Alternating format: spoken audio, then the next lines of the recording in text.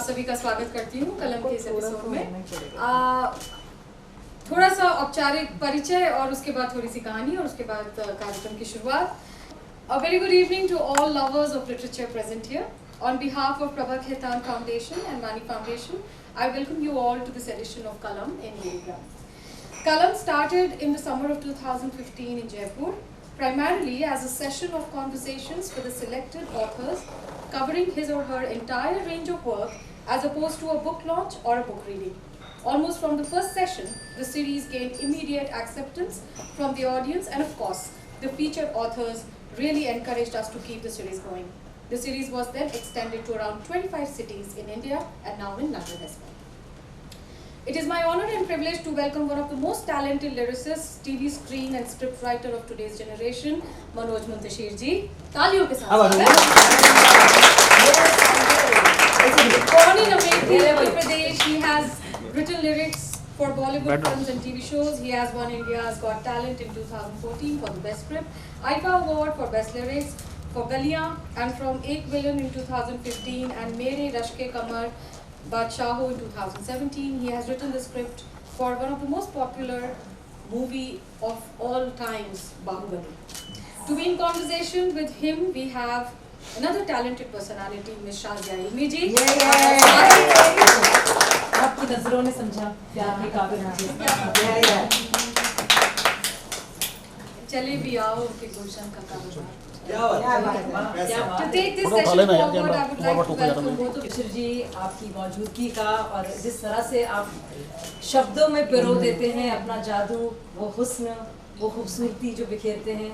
पिछली बार जब आपकी मुलाकात हुई थी, नीलिमा जी से आपसे बात कर रही थी, तो मैंने सोचा इस गाने के बारे में हम ना जाने किस जहाँ में खो गए। तो अब किस जहाँ पे हमें आप ले जाने वाले हैं, और हम सब लोगों को निजात चाहिए, इस दिल्ली गुरुग्राम के लोगों को निजात चाहिए। तो सुकून की ज़रूरत है, कुछ शेर व शायरी की ज़रूरत है, और अदब की दुनिया में हम आप सबका खैर मकदम करते हैं। खुश आमदीद। मनोज, शुरुआत किसी अच्छी नज़्म से। अच्छा, शुरुआत ऐसे होनी चाहिए। चलिए, कुछ मुझे माइक वगैरह होल्ड करना है, मैं ऐसे ही बोलना है मुझे। आदत बन गई है। आवाज़ नहीं है ना, मतलब कुछ ऐसे ही है बस। ठीक है, इसको ऑन कर दीजिए। अगर ये कहीं इसका है तो एक आउटपुट आप ऑन कर। Okay, so do I need to hold this और I can just talk randomly? I don't need to hold randomly. ठीक है, वो रिकॉर्ड होगा, पर इन्होंने मेरी जान बख्श दी, कुछ ज़्यादा मुझे कॉर्नर नहीं किया, बड़े प्यार से जाने दिया, जितना मुझे पता था उतना ही पूछा, कुछ ज़्यादा नहीं पूछा। और आज तो कमाल की शाम है, मतलब इल्मी वर्सेस फिल्मी। कितनी जुल्मी रात होगी, कितनी जुल्मी रात होगी जब इल्मी और फिल्मी मिलेंगे। लेकिन इल्म से कम ताल्लुक है मेरा, काफ़ी लोग मुझे ज़्यादा इल्मी नहीं मानते। आप अपने बारे में बताइए कि अमेठी का वो लड़का ख्यालों ख्वाबों के साथ कैसे आगे बढ़ा, कि जो प्रोमोस किसी और के बनाता था उस पर प्रोमोस बनाए जाते हैं आज। क्या बात है। जिस तरफ शाज़िया ने इशारा किया है, जब ये स्टार न्यूज़ में हुआ करती थी और स्टार न्यूज़ की बहुत ही स्टार सेलिब्रेटेड न्यूज़ एंकर कह लूँ या जो भी कह लूँ मैं, she was the face of star news उस दौरान। और मैं नया मैंने लिखना शुरू किया था और मुझे कहा गया कि आपको स्टार न्यूज़ के लिए प्रोमोज लिखने हैं, पैसे बड़े अच्छे मिलेंगे। मैंने कहा अच्छा, लिखना क्या है? City 60, right? तो सिटी 60 नाम का एक शो शाज़िया होस्ट किया करती थी। इनको पता भी नहीं कौन लिख रहा है, पर इनके सारे प्रोमोज मैं लिखा करता था उसको। और देखिए हम भागे भागे आए आपका इंटरव्यू करने के लिए। Thank you very much. Manoj, you do us proud, और बहुत कमाल की ताकत है आपके अल्फाज में। बहुत बहुत शुक्रिया, बड़प्पन है आपका। आपने पूछा कैसे अमेठी का एक लड़का। ये कहानी कोई बहुत ऐसी अजूबी या अनोखी नहीं है कि मैं बताऊं और आपको लगे कि अच्छा ये तो इसके पहले कभी हुआ ही नहीं। इस पर आपका ज़्यादा वक्त नहीं बर्बाद करूंगा, सिर्फ एक चीज़ कहूँगा कि अब अमेठी का या किसी भी छोटे शहर का लड़का ही ऐसा बड़ा सपना देख सकता है। मैं हमेशा मानता रहा कि जब आपको कहीं से अप्रूव किया जाता है तो आपके अंदर वापस अपनी जड़ें जमाने की जो ख्वाहिश है बहुत ज़्यादा होती है, बजाय इसके कि उस दरख्त के जो ऑलरेडी जमा ही हुआ है। तो जब हम अमेठी से अप्रूव होकर मुंबई पहुँचते हैं तो जाहिर सी बात है कि हमारे अंदर वो तड़प बहुत थी कि ये तो यहाँ हमें कोई नहीं जानता, सिर्फ हमें फुटपाथ पहचानते हैं। फुटपाथ पे सोने वाले 10-12 जो बेगर्स हैं, इनफैक्ट मैं तो उनके साथ सोया करता था। अच्छा। हाँ, मेरी काफ़ी तकरीबन 1.5 साल जो शुरुआती गुजरे वो महाकाली केव्स रोड के उन फुटपाथों पे गुजरे जहाँ के एक लाइन से बिस्तर लगता था। तकरीबन कोई सिंगदाना वाला, कोई पापड़ी चाट बेचने वाला, कोई मूंगफली बेचने वाला, कोई बेगर जो सिग्नल पे भीख मांगते हैं, और उन्हीं के बगल में एक बिस्तर मेरा भी लगता था बड़ी शान के साथ। तो वहाँ तकरीबन 1.5 साल गुजरे और मैं उस वक्त हमेशा अपने आप से मुंबई का जो कैरेक्टर है शहर का, हर शहर का एक किरदार होता है, दिल्ली का भी अपना किरदार है, वो शाजिया मुझसे बेहतर जानती है। मुंबई का किरदार ये है कि बहुत फेयर सिटी है, मतलब इससे फेयर शहर दुनिया में मेरे ख्याल से, इससे डेमोक्रेटिक शहर दुनिया में कोई और नहीं होगा। ये देखिए ये कैसे हो सकता है? आपको ऊंचाई पर ही बैठना चाहिए तभी हम लोग सुरक्षित हैं। बैल्कनी सीट्स जी। तो मुंबई का ये किरदार है और मुझे मुंबई के इस कैरेक्टर में बड़ा बिलीव था कि ये तो हो ही नहीं सकता कि मुंबई किसी को खाली हाथ भेज दे, ये चांस ही नहीं है। तो मैं इनफैक्ट कभी कभी अपने आप को इंस्पायर करने के लिए कहता था कि वो जिसे सुनकर खुशी से रो पड़े आंखें तेरी, आसमानों से कभी ऐसी खबर भी आएगी। वाह वाह। ये जब वो फुटपाथ मुझे दिखते थे और उन फुटपाथों के बाद पर ये यकीन था हमेशा, हमेशा से था इसमें, ये एतमाद था, ये वाली करेंसी कभी कम थी नहीं मेरे पास, बाकी कुछ रहा हो जेब में ना रहा हो, यकीन था। और ये करेंसी हमेशा पूरी थी, आज भी है। बहुत अच्छा। कि वो जिसे सुनकर खुशी से रो पड़े आंखें तेरी, आसमानों से कभी ऐसी खबर भी आएगी, आज तेरी मुट्ठियों में रेत है तो क्या हुआ, इस समंदर में कभी तेरी लहर भी आएगी। वाह। सुनामी है। तो ये कोशिश थी कि मुंबई के समंदर में हमारे नाम की लहर आए, और जैसा कि होता है लहर आई, और फिर जो हुआ वो आपने थोड़ी देर 5 मिनट के एबी में देख लिया। नहीं, उससे पहले बहुत कुछ हुआ जो आप बताएंगे, क्योंकि सब लोग जानना चाहेंगे, क्योंकि आपका जो अंदाज़े बयां है वो अपने आप में बहुत ही बहुत कमाल का है। और संदीप मुझे बताते रहते हैं अमिताभ बच्चन से वो मुलाकात, बिकॉज आप सब लोग जानते होंगे शायद कि कौन बनेगा करोड़पति के डायलॉग्स बाकायदा जो अमिताभ बच्चन जी जिनको बोलते थे, वो बराबर लाइव बैठकर मनोज बाकायदा लिखते थे। तो एक तरह से वो टेलीप्रॉम्प्टर का काम करते थे, और अमिताभ बच्चन का टेलीप्रॉम्प्टर का कंटेंट बनना मेरे ख्याल से बहुत कम लोगों को ये नसीब होता है। ये बच्चन साहब को बड़पन था, इसमें मेरी कोई बहादुरी नहीं थी। मैं ये समझ सकता हूँ कि शायद वो कोई आदमी जब इतना बड़ा होता है तो इसीलिए बड़ा होता है क्योंकि वो छोटों में भी बड़प्पन देख लेता है। ये अलग बात ऐसा कि क्या हाँ, उन्होंने आपने ऐसा क्या कहा? हाँ, तो मैं एक बात कर रहा था, बच्चन साहब की शान में कह रहा था, और मुझे यहाँ संदीप जी बगल बैठे हुए हैं, मुझे लगता है कि इनकी तरफ भी इशारा कर दूँ मैं इस बात के लिए कि ये अलग बात कि खामोश खड़े रहते हैं, फिर भी जो लोग बड़े हैं वो बड़े रहते हैं। वाह क्या बात। तो ऐसे ही बच्चन साहब हैं, ऐसे ही और बहुत सारे बड़े लोगों को हम जानते हैं इस दुनिया में। इत्तेफाक था, इससे खूबसूरत कोई इत्तेफाक मेरी ज़िंदगी में नहीं हो सकता था कि उन्हीं फुटपाथ के दिनों में मुझे कहीं कुछ लिखने का मौका मिला, जिसके लिए मुझे 200 रुपये मिले भी थे। अच्छा। और वो जो मैंने कहीं कुछ लिखा, वो एक सुबह तकरीबन 10 बजे बच्चन साहब की आंखों से गुजर गया। वो सुबह उठे, ड्राइंग रूम में बैठ के चाय कॉफ़ी कुछ पी रहे थे, और वो शो यात्रा वो टेलीविजन पे चल रहा था, और उन्होंने वो कुछ तो देखा और उनको पता नहीं क्या अच्छा लगा, अपने ऑफिस को बोला यार जो भी लिख रहा है इसको बुलाओ, मुझे लैंग्वेज काफ़ी अच्छी लगी। समीर नायर साहब तब CEO हो गए। आप तो देखिए कितने सारे मेरे पीछे कॉमन बढ़िया हैं। हाँ, हम लोग हम सफर हैं। एग्जैक्टली। तो समीर नायर साहब तक ये खबर पहुंचाई गई, समीर नायर साहब ने मेरी तलाश शुरू की। मैं एक फुटपाथ पे एक पेजर लिए पड़ा हुआ था जिसमें मैसेज आ गया किसी का। जी समीर नायर ने फिर वो जी। मैसेज पहुंचाया आप तक। तो मुझे ये कमाल की बात है कि मुझे मैसेज आ रहा है और मैं उन्हीं फुटपाथों पे हूँ, उन्हीं बेगर्स के बीच में, और मुझे मैसेज आ रहा है please call back on this number, need to fix up your meeting with mister Amitabh Bachchan. मैंने कहा भाई प्रैंक कॉल की भी हद होती है। निहायत बेशर्मी वाली कॉल है ये, और ये तकरीबन 3 दिन मैसेज आता रहा, और मैंने इसलिए उस मैसेज का रिप्लाई नहीं किया क्योंकि मैसेज का रिप्लाई करने में 2 रुपये खर्च होने का खतरा था। आप PCO से कॉल करते, पेजर था, आपके 2 रुपये जाते, और अगर बाई द वे कॉल कहीं ड्रॉप हो गई, जैसे कि होती रहती है, MT रन को पता है, तो फिर 2 का 4 हो जाता।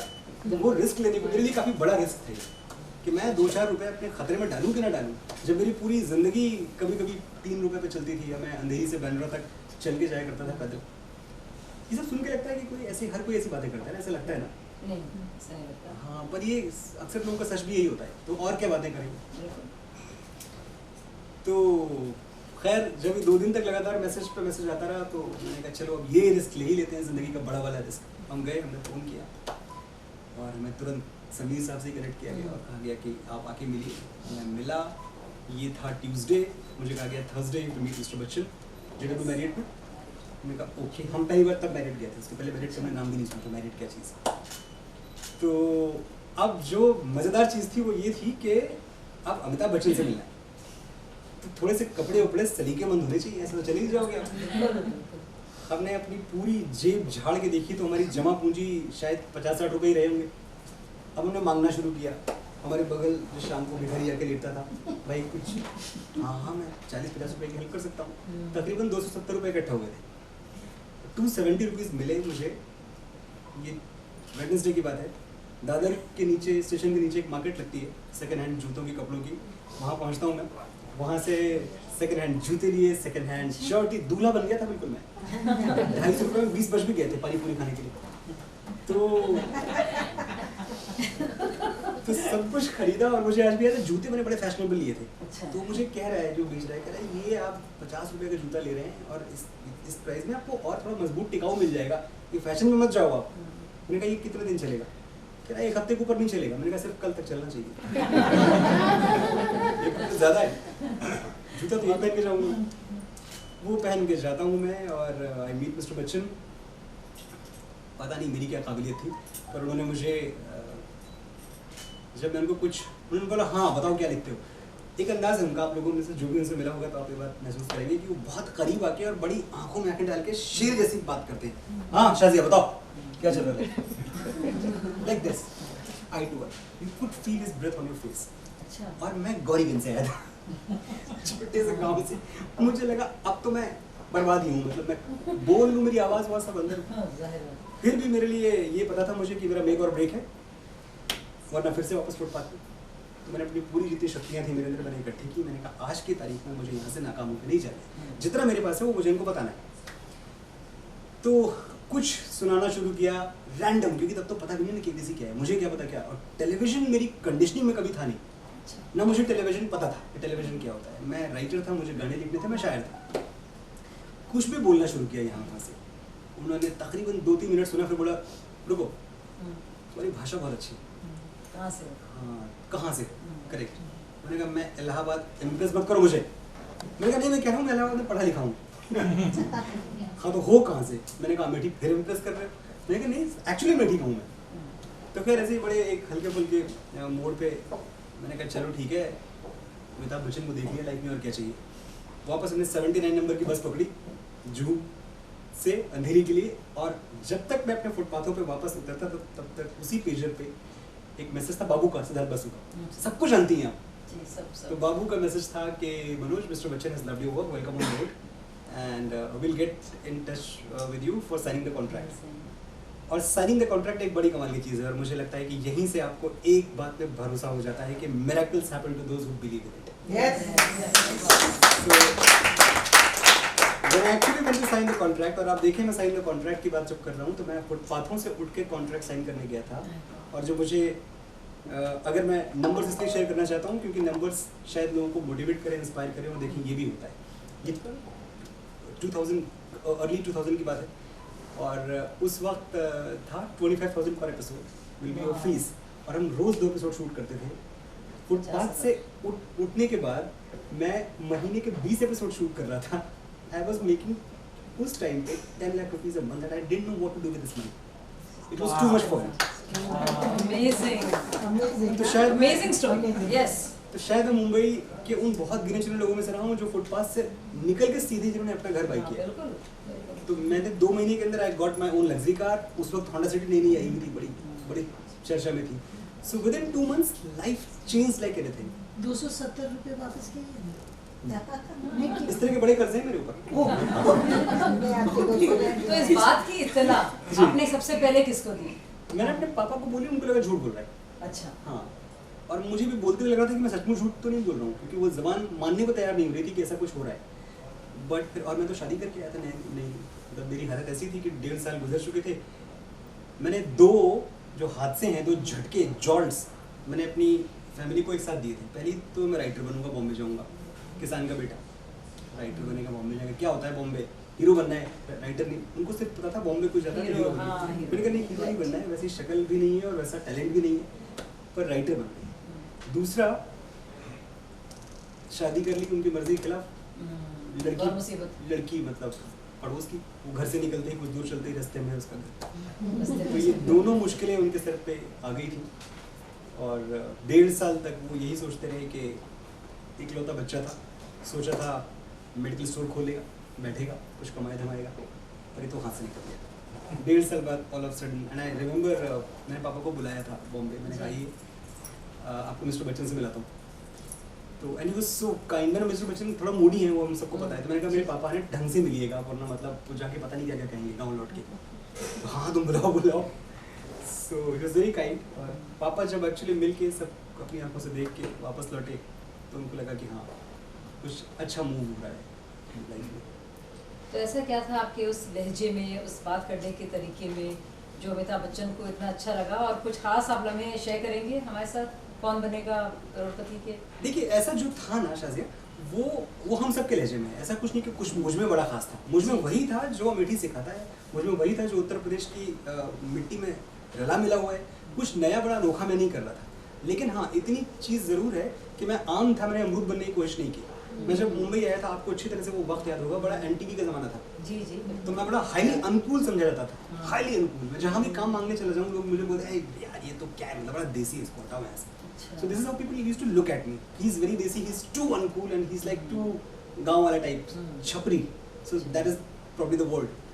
और मैं जानता था कि मैं यो तो हूँ ही नहीं, मतलब मैंने तो लियोनार्डो डिकैप्रियो की एक भी पिक्चर नहीं देखी थी उस वक्त, तो मैं बनूँ भी तो कैसे, झूठ बनूँ भी तो कैसे। मैंने कहा ठीक है मेरे पास यही है, यही मेरी करेंसी है, अगर मुझे लाइफ में कुछ करना होगा तो इसी देसी पने के दम पे कर पाऊंगा वरना फिर हार जाऊंगा। तो मैंने कभी बदला नहीं अपने आप को। और फिर मुझे याद है वन केबीसी हैपन, तो पूरे देश का माहौल ऐसा था, पूरे देश का, सिर्फ एक जगह की नहीं, कि अचानक हिंदी बोल हो गई, अचानक इनके जैसे लोगों की तुरंत पूछ बढ़ गई कि भाई जो अच्छी हिंदी बोलते हैं उनको ढूंढ के लाओ कहीं से, उनको डबल ट्रिपल सैलरी दो, पर अच्छी हिंदी।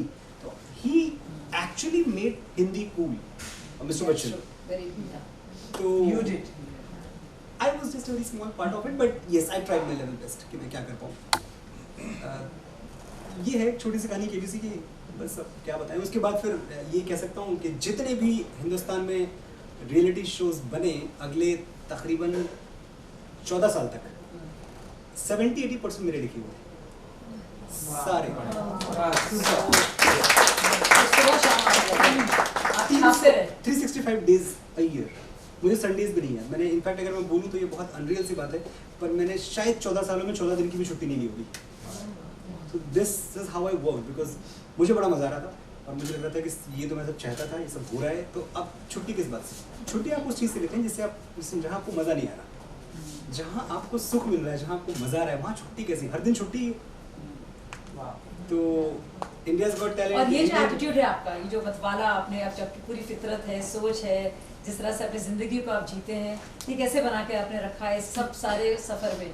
इतना काम, दर्द भरी कहानी पीछे की, रैग्स टू रिचेस की स्टोरी, दिल कई बार आपका पहले टूटा, जिसका होना भी ज़रूरी है शायद अच्छी शायरी के लिए मेरे ख्याल से। नहीं, बहुत ज़रूरी है, और इसलिए ज़रूरी है क्योंकि वो मीर का शेर था ना, इश्क जब तक न कर चुके रुसवा आदमी काम का नहीं होता। तो काम का आदमी होने के लिए ज़रूरी है कि थोड़ा इश्क में बर्बाद हो। तो अगर इश्क में बर्बाद नहीं हो सकता, जा तुझे कोई सबक याद नहीं हो सकता। वाह, क्या बात। तो हमने भी जब इश्क किया तो इस तरह टूट के किया कि कभी इसकी परवाह नहीं की कि हम मिट रहे हैं, मर रहे हैं, ख़त्म हो रहे हैं। क्योंकि एक बात पता थी कि साइंस कहता है कि दुनिया में कोई भी चीज़ टूटती है तो उससे एनर्जी पैदा होती है। वो चाहे एटम टूटे, वो चाहे न्यूक्लियर टूटे, वो चाहे मॉलिक्यूल्स टूटे, और वो चाहे दिल टूटे, एनर्जी तो निकलती ही है। तो एनर्जी निकलती है, मेरी एनर्जी शायरी के रूप में बाहर आई, और तो शायरी ये जो से मतवाला, ये जो क्वेश्चन था आपका, ये इसमें कभी कमी नहीं है? नहीं, क्योंकि आपकी प्रोग्रामिंग होती है, आपका डीएनए होता है एक खास तरह का। हजार गम मेरी फितरत बदल नहीं सकते, मैं क्या करूं, मुझे आदत है मुस्कुराने की। क्या बात है। बिल्कुल परफेक्ट जवाब, सही जवाब, सही जवाब। सही जवाब। तो आप कुछ शेर व शायरी, अब सबकी मेरे लिए फरमाइश है आपके लिए, एक मैं तेरे खत लौटा दूं। मुझे पता था, मुझे भी फरमाइश वहाँ से आई थी। बहुत से आपकी थी ना? हाँ, करेक्ट। मैं तेरे खत लौटा दूंगा, ये जिस नज़्म की बात हो रही है, ये इनफैक्ट इसलिए इम्पोर्टेंट है जी, क्योंकि आज जो आपने पूरी ये गानों की फहरिस्त देखी और जितना कुछ भी आपने देखा, बाहुबली या जो भी आपने देखा, मेरा बॉडी ऑफ वर्क है, ये उसका पहला पन्ना है। कहानी यहाँ से शुरू हुई थी। अच्छा, ये नज़्म उस वक्त की है, नीलिमा जी आपको तो मैं बता चुका हूँ, ये बात फिर से बताता हूँ मैं। ये नज़्म उस वक्त की है जब मैं ये टाइम पीरियड बताते हुए अनंत विजय जी ने लिख दिया था कि यार ये मनोज मुंतशिर ने क्लास 12 में इश्क कर लिया था। आपको पता है आपके इवेंट के बाद? तो ये वो वाला खतरा है फिर से, पर हाँ तो 12 में इश्क कर लिया था तो क्या गलत कर लिया, हो गया। हाँ, ट्वेल्थ तो बहुत देर हो गई माँ। 12th में देर हो गई आपकी Sorry, किस्मत थोड़ी वाले को speed कम। छठी में कर लेना चाहिए। तो छठी में तो टीचर से होता है 12th में स्टूडेंट से 12th में। तो क्लास 12th में ऐसा हुआ था कि किसी से इश्क हुआ, और इश्क होने के बाद उस वक्त का माहौल कैसा था सोचिए आप। CBSE की पढ़ाई चल रही है, हर कोई किसी को मेडिकल देना है, किसी को इंजीनियरिंग देनी है, और मनोज मुंतशिर साहिर पढ़ रहे हैं बैठ के। तो बड़ी ऐसी इमेज बनी हुई थी कि ये तो महा बेकार लड़का है, लाइफ में कुछ नहीं करता। तो जिनको हमसे इश्क हुआ वो एक दिन आके हमसे कहने लगे कि देखिए तो कहाँ बोला था, तो देखो मेरे लेटर्स और फोटोग्राफ्स जो तुम्हारे पास हैं वो मुझे वापस करो। मैंने कहा क्यों, ब्रेकअप कर रही? मैंने हाँ। मैंने कहा क्यों? मेरे पापा को तुम पसंद नहीं। मैंने कहा अरे कौन सी लड़की के बाप को उसका बॉयफ्रेंड पसंद होता है यार, कोई बात नहीं, छोड़ो, पापा को इग्नोर करो, हम संभाल लेंगे। नहीं नहीं नहीं, I am serious about it, क्योंकि पापा कहते हैं कि तुम कुछ लाइफ में करोगे नहीं और तुम आवारा निकल जाओगे। मैंने कहा हाँ, आवारा वाली बात तो सही है, तो मुझे दे दो वापस। मुझे लगता है कि पहली बार शायद मैंने वहाँ एक जो शायराना गुस्सा होता है वो मैंने पहली बार महसूस किया। शायराना गुस्सा, नॉर्मल गुस्सा नहीं। वो गुस्सा इस बात का था कि मैंने पिछले 2 साल जब मेरी उम्र के लड़के क्रिकेट खेल रहे थे, मैं केमिस्ट्री लैब में तुम्हारी हेल्प कर रहा था। जब मेरी उम्र के लड़के पार्टी कर रहे थे, मैं तुम्हारे घर के आगे खिड़की के आगे बैठा हुआ था धूप में, मई की धूप में, कि खिड़की खोले तुम नजर आ जाओ। तो मैंने 2 साल तुम में इन्वेस्ट कर दिए, वो मुझे कौन लौटाएगा? तुम्हें सिर्फ फोटोग्राफ्स और लेटर्स चाहिए। तो वहाँ से इस नज़्म ने जन्म लिया कि आंखों की चमक, जीने की लहक, सांसों की रवानी वापस दे।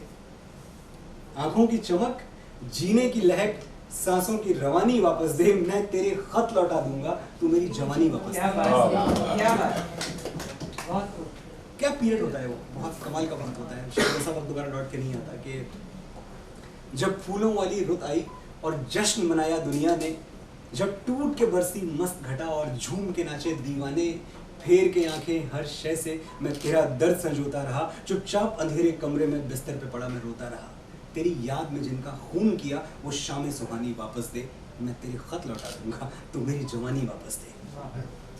ये बहुत पुरानी बात नहीं, जब मैं रोशन था जिंदा था।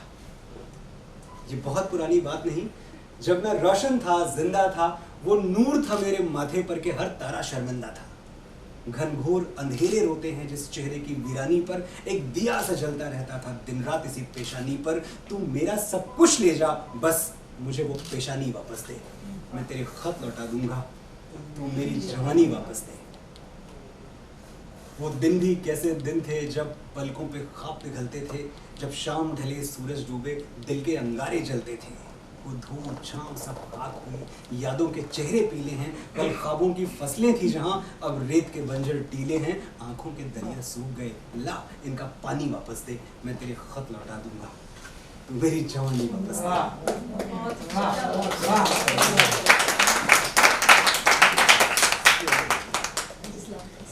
Thank you. मनोज, लड़की माथा पीट रही होगी, कहाँ जहाँ तो कोई फर्क नहीं पड़ता, यकीन मानिए।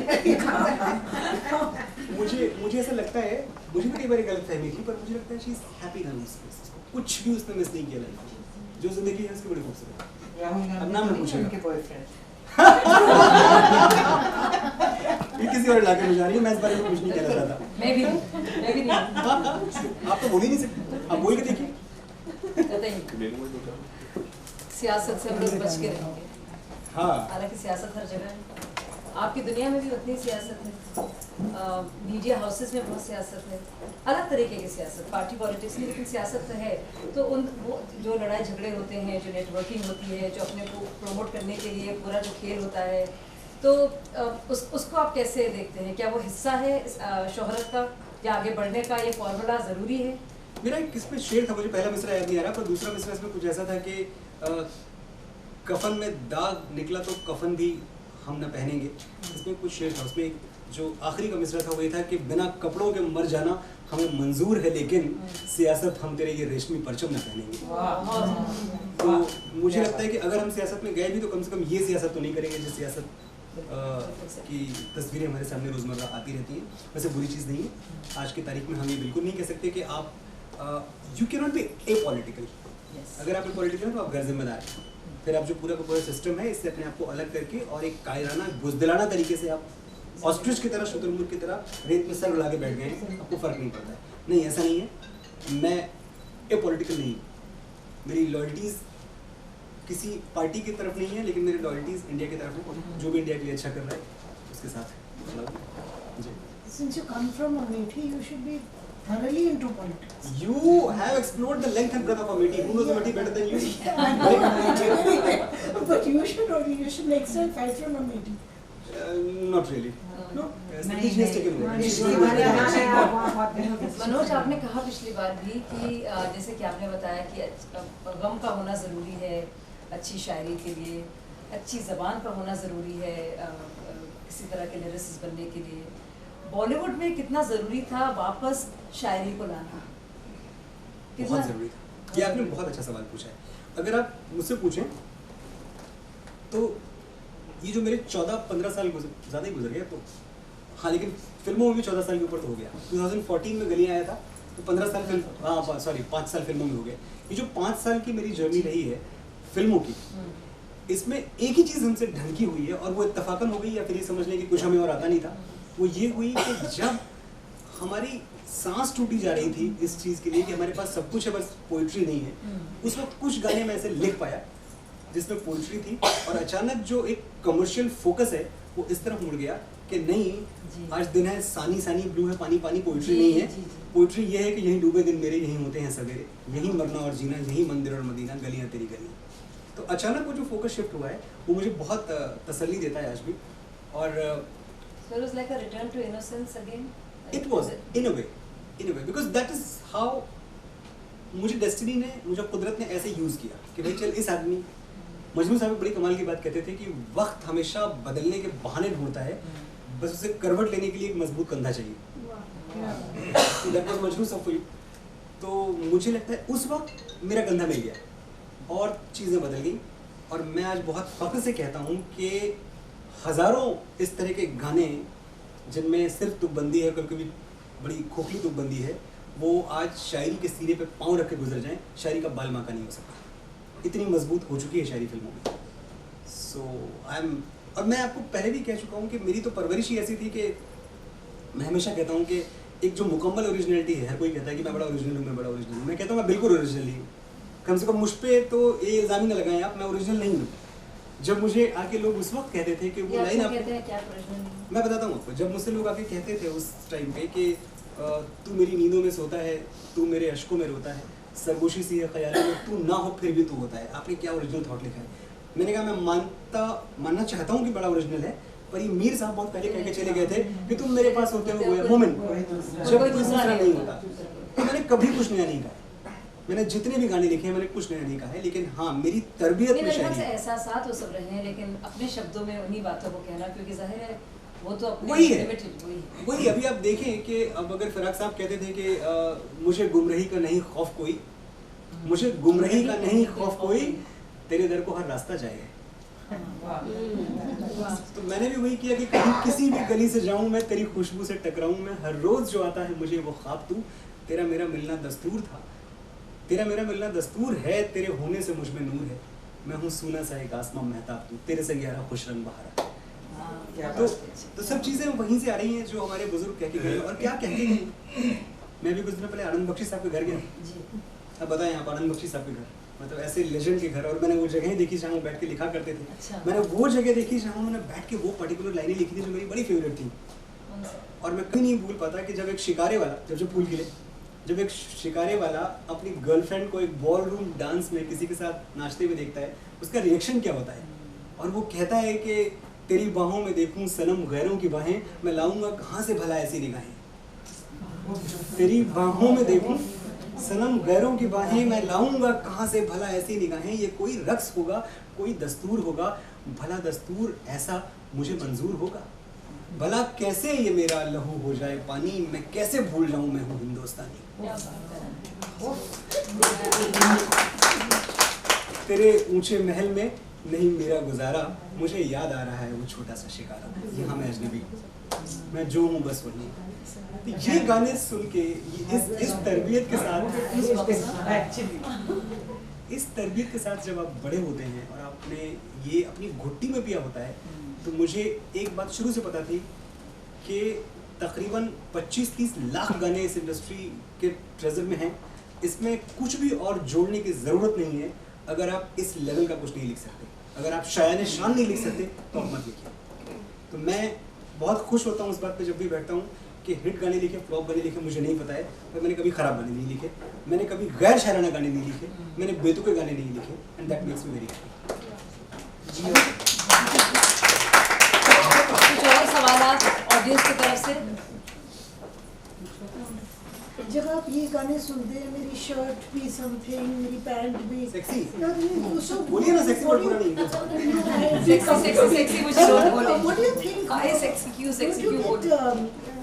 मतलब अंदर से खराब नहीं लगता है कि क्या गाने गा रहे हैं, ना लिरिक्स है ना वो है। ये नीलर का लिखा हुआ है। कमाल की बात ये है, जिन्होंने लिखा था ताल मिले नदी के जल में, नदी मिले सागर में, सागर मेरे कौन से जल में।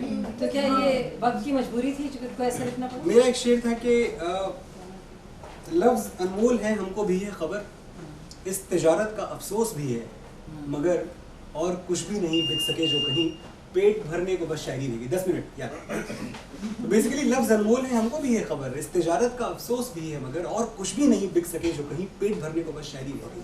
तो कभी कभी मुझे लगता है कि ख़ासतौर से उस वक्त में शायरों को मजबूरन ये करना पड़ता था। अब जहाँ इंदिवर साहब थे वहाँ मैं नहीं खड़ा हूँ, मैं ऐसा कभी कुछ नहीं करूँगा। मेरे सामने हज़ार ऐसे मौके आए, ऐसे प्रलोभन थे, ऐसे लालच थे, मैंने इसलिए नहीं किया क्योंकि शायद मैं अपने आप को फाइनेंशियली बहुत मजबूत करके शुरू से चला था, और मुझे कभी ज़रूरत नहीं पड़ी कि मैं घुटने टेक के और बाजार के तकाज़ों के आगे सर झुका दूँ। वाह क्या बात है। आपका सवाल बहुत अच्छा। इंदिवर साहब मुझे याद है, कमाल के गाने लिखे थे उन्होंने, मतलब इतने खूबसूरत गाने बताएं। कोई जब तुम्हारा हृदय तोड़ दे, तड़पता हुआ जब तुम्हें छोड़ दे, वो आदमी लिखता है मेरी पैंट भी सेक्सी, मेरी शर्ट भी सेक्सी। इनफैक्ट चंदन सा बदन also। चंदन सा बदन, आप देख लें, कमाल है। सरस्वती चंद्र, क्या ब्यूटीफुल गाने लिखे थे। मनोज जी नमस्कार, मेरा आपसे एक सवाल है कि आप इतने रोमांटिक गाने लिखते हैं, और जैसे कि आपने जिक्र किया कि आपको कक्षा 12वीं में इश्क हुआ था, तो ये इश्क होता रहता है कि बस वहीं तक? आपका जवाब? तो मेरा ये मानना है, रिकॉर्डिंग ये नीलम सुन सकती है। हाँ सारी बात। मेरा ये मानना है कि कोई भी जो राइटर होता है, शायर होता है या शायर है, कोई भी है, आप अपने दिल से खेलते रहते हैं, और वो खेलते खेलते जो है आप कहीं ना कहीं जो है आप नज़म लेके आप बाहर आ जाते हैं, या गज़ल लेके बाहर आ जाते हैं, या गीत लेके बाहर आ जाते हैं। जैसे आप जो है गीत लिखते हैं या शायरी भी है नज़म लिखने के लिए कि तो आपकी म्यूज़ कौन है? म्यूज़ पहली बात तो मैं आपके पहला हिस्सा था सवाल का कि मतलब इश्क हो गया या होता रहेगा, ये आपका कुछ ऐसा सवाल था। हाँ, तो इसका जवाब कतील शिफाई साहब दे के गए हैं, मुझे कुछ कहने की जरूरत नहीं है। मैं उनको कोट करता हूँ कतील शिफाई साहब को, जो उन्होंने तकरीबन 90 साल की उम्र में एक कथा कहा था कि सिमट सका न कभी जिंदगी का फैलाव, कहीं भी खत्म गमे आशिकी नहीं होता।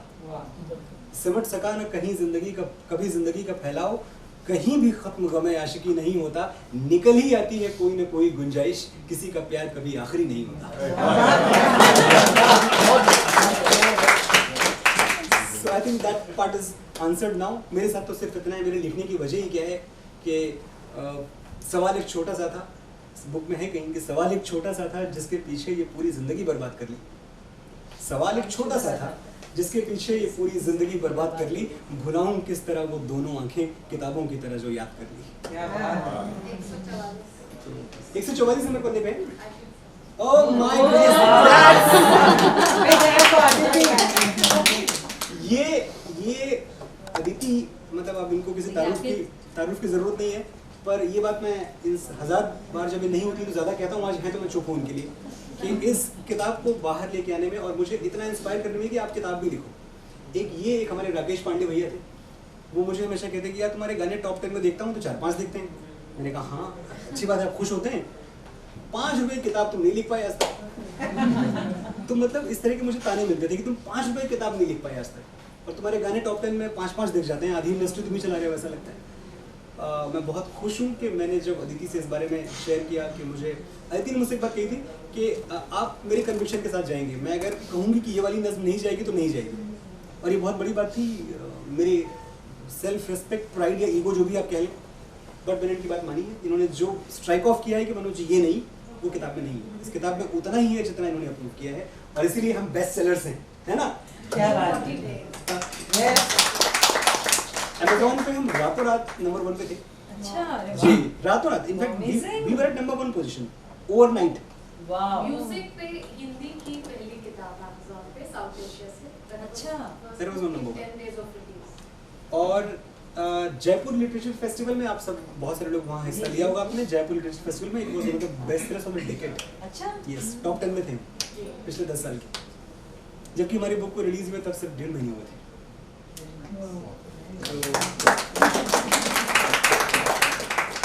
और कोई सवाल? मनोज जी, आपने सबसे पहले जब लिखा लाइफ में किस उम्र में और क्या किस चीज़ ने मोटिवेट किया आपको? First मुझे time? मोटिवेट किया गालिब ने, मैं अगर बोलूँ तो, और गालिब ने मोटिवेट कम किया, डराया ज़्यादा मुझे। तो पुराने संदूकों में पापा के खेलते हुए मुझे कहीं यहाँ वहाँ, मैं 6-7 साल का था जब मुझे दीवाने गालिब की जर्जर हालत में फटे पुराने कपड़े में, आई एम श्योर मेरे पापा ने कभी नहीं पढ़ी होगी, अच्छा पर उन्होंने ले ली होगी अपनी जवानी के दिनों में कि किसी पढ़ के कुछ शेर वेर सुनाएंगे, इंप्रेशन मारेंगे। और हाँ, तो वो किताब मुझे कहीं मिल गई। मैंने गालिब का नाम तो हम सब ने सुना हुआ है, मैंने भी सुना था। जो मैंने देखा दीवाने गालिब तो खुश हुआ। मैंने कहा पन्ना पलटते क्या लिखा है अंदर। अब जो अंदर लिखा था वो इतना इंटिमिडेटिंग था। पहला ही शेर था उसका कि, ये मैं कई बार कह चुका हूँ, मैं फिर से कहता हूँ, आप सब लोग सुनी ले इसको। उसका पहला शेर था कि नक्श फरियादी है जिसकी शौक़ी तहरीर का, कागजी है पैरहन जिस पर करे तनवीर का, कावे कावे सख्त जानी है पैकर तस्वीर का, कावे कावे। आपको बिल्कुल कमाल, वाह, तालियां बजाएं आपके लिए। ये रेखा की ऑर्गेनाइजर्स में से है। हाँ, कावे कावे सख्त जानी है तन्हाई न पूछ, सुबह करना शाम का लाना है जुए शीर। एग्जैक्टली। तो ये जो एक मामला था, करेक्ट। सो ये पढ़ने के बाद समझ, आपको भी समझ में नहीं आया होगा।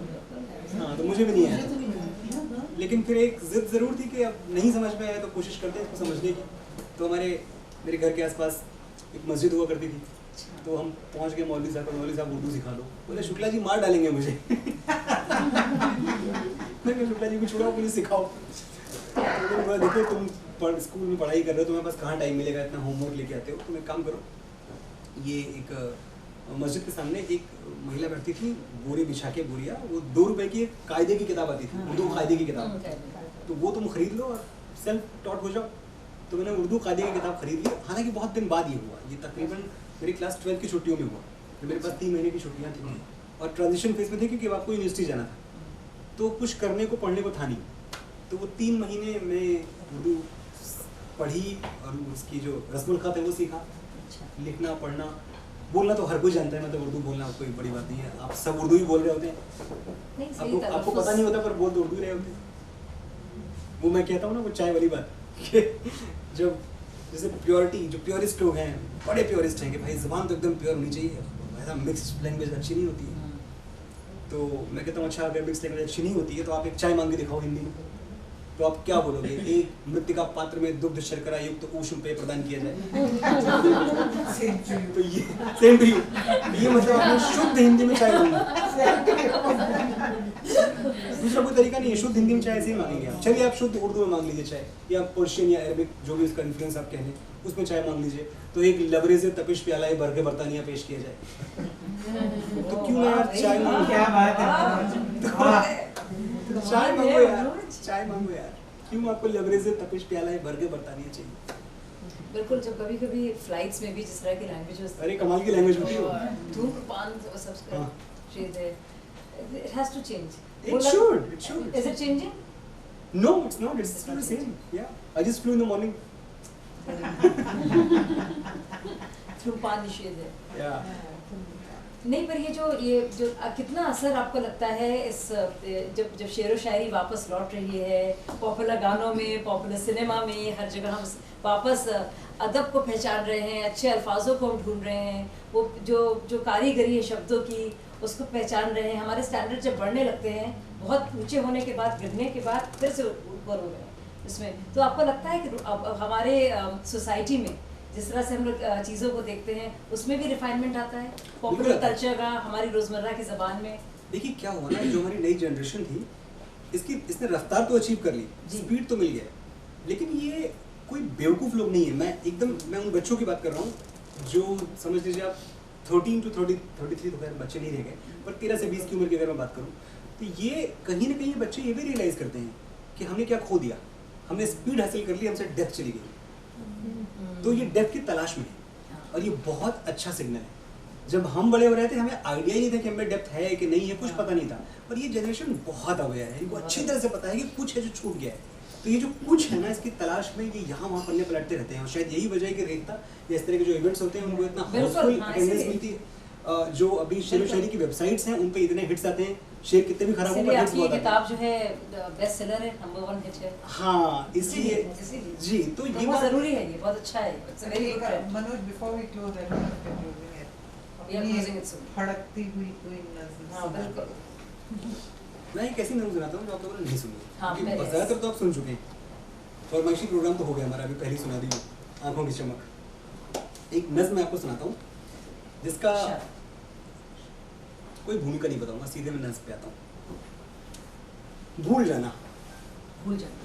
भूल जाना कि एक लड़का था शायराना सा, कुछ तबीयत से काफिराना सा, हंस के सबसे मिलता जुलता था, पर उसके दिल का दरवाज़ा सिर्फ तुम्हारी दस्तकों पे खुलता था।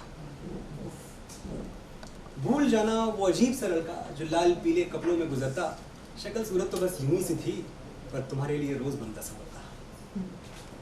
भूल जाना वो कम पढ़ा लिखा सा लड़का जिसकी किताबों से कभी दोस्ती नहीं हुई, पर तुम्हारी आंखें पढ़ने में उससे कभी गलती नहीं हुई। क्या बात, क्या बात। भूल जाना वो पागल सा लड़का जो खुद भूलने की आदत से परेशान था, बर्बाद था, पर तुम्हारे हर कुर्ते का रंग उसे ज़बानी याद था। क्या बात है। भूल जाना वो पागल सा लड़का जो खुद अपने भूलने की आदत से परेशान था, बर्बाद था, पर तुम्हारे हर कुर्ते का रंग उसे ज़बानी याद था। भूल जाना कि वो गांव की मिट्टी का जाया जब तुम्हारे शहर आया तो बात बात पे उसका दिल धड़क उठता, और वो खेत खलिहानों में पली उंगलियां तुम्हें छू लेती तो तुम्हारा बदन कच्चे आम के बगीचों की तरह महक उठता। भूल जाना वो जनवरी की सर्दियां, वो चाय के प्याले गुनगुने, और वो कहानियां जो तुम ऐसे सुनती थी जैसे कोई बच्चा लोरियां सुने। भूल जाना क्योंकि मैं भूल चुका हूँ। भूल जाना क्योंकि मैं भूल चुका हूँ। मैं भूल चुका हूँ वो शाम जब मैं सिर्फ तुमसे नहीं अपने आप से भी बिछड़ा था। आज के बाद मेरा इंतजार मत करना, ये सुनते ही मेरी घड़ी से वक्त गिर पड़ा था। उस शाम के बाद क्या हुआ, मैं कहाँ गया, कैसे जिया, क्या किया, तुमने पूछा नहीं, मैंने बताया नहीं। बस ये जान लो वो घड़ी से गिरा हुआ वक्त मुझे बुलाता रहा और मैंने उठाया नहीं। खैर, कल और आज के बीच दुनिया बदल गई। अब इश्क में तड़पने की फुर्सत कहाँ, आंसू बहाने की मोहलत कहाँ, पर आज भी चाय की हर प्याली तुम्हारा इंतजार करती है। ऐ मेरी दोस्त, मेरे दिल की तड़प, मेरी अधूरी आरज़ू, तेरे हिस्से की शाम आज भी खाली गुजरती है।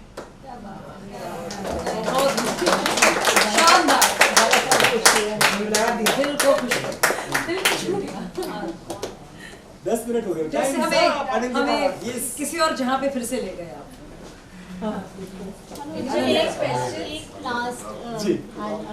एक आखिरी एक फरमाइश हाँ नहीं, फरमाइश नहीं, मैं कुछ पूछना चाह रही थी कि एक जब शायर होता है वो लिखता है, दुनिया तो बोलती है कि उसकी हकीकी शायरी है, उसकी मजाजी शायरी है, राइटिंग फॉर लव और फॉर गॉड, आपका कनेक्ट कहाँ है when you right?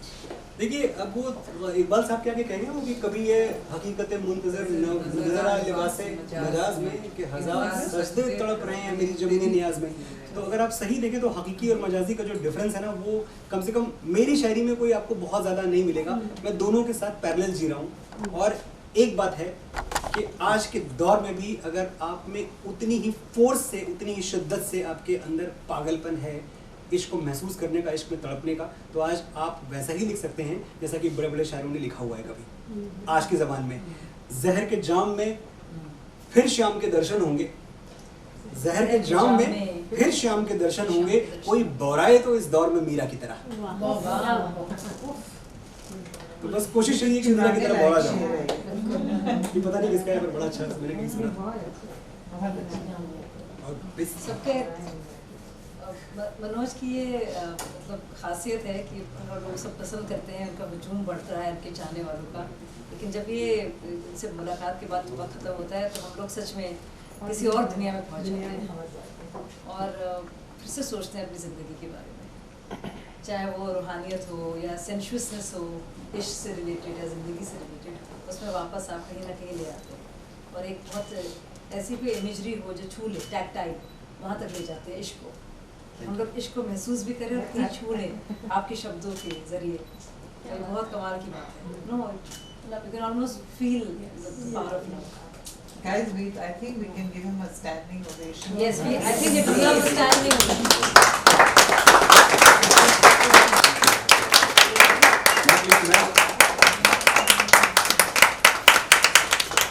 Archana Thank you, ji इन स्टैंड केदार जी कह गए कि जाना हिंदी की सबसे कठिन क्रिया क्रिया है।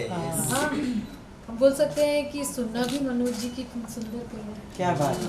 ये क्या अच्छी कविता थी, ये जानते हुए भी कि जाना हिंदी की सबसे खौफनाक क्रिया। कविता खत्म होती थी।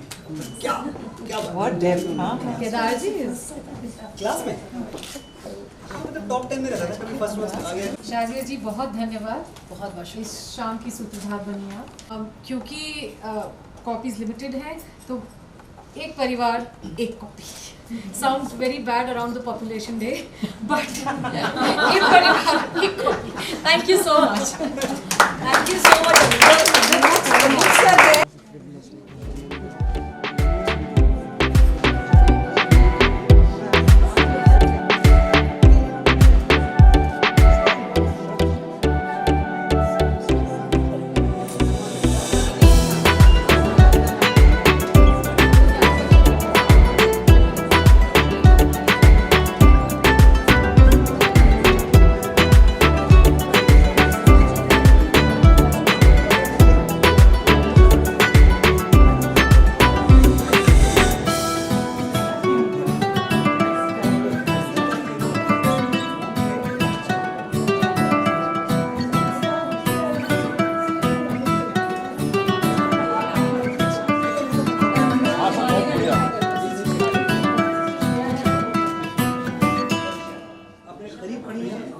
नमस्कार, मैं हूं मनोज मुंतशिर और आज मैं गुड़गांव आया था, गुरुग्राम, अपनी किताब मेरी फितरत है मस्ताना के टूर के लिए।